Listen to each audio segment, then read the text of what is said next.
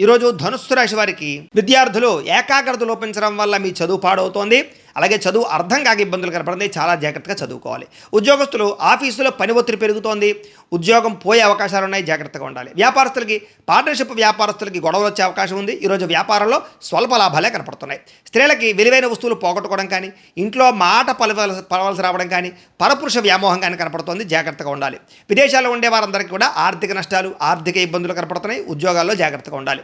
అనవసరమైన వస్తువులు కొనడం వల్ల ధన నష్టం కనపడుతోంది కాబట్టి కొంచెం కొత్త జాగ్రత్తలు ఆన్లైన్ షాపింగ్లు చేసినప్పుడు జాగ్రత్తగా ఉండండి. ఇక అవసరానికి డబ్బులు చేతికి అందక అప్పులు చేయవలసిన పరిస్థితి కనపడుతోంది. ఈరోజు ఒంటరి ప్రయాణం మంచిది కాదు. మద్యపాన వ్యసన పరులు మాత్రం చాలా జాగ్రత్తగా ఉండాలి. ప్రమాదాలు ఉన్నాయి.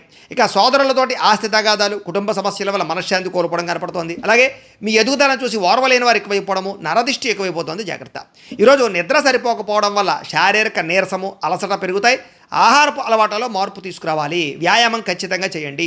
ఇక ప్రేమ వ్యవహారం ఇంట్లో తెలియడం వల్ల గొడవలు కనపడుతున్నాయి. అలాగే పక్కవారి మాటలు విని భార్యాభర్తల మధ్య గొడవలు పడే అవకాశం ఉంది. జాగ్రత్త. భారీ పెట్టుబడులను వాయిదా వేయండి. షేర్లకి, ట్రేడింగ్లకి దూరంగా ఉండండి.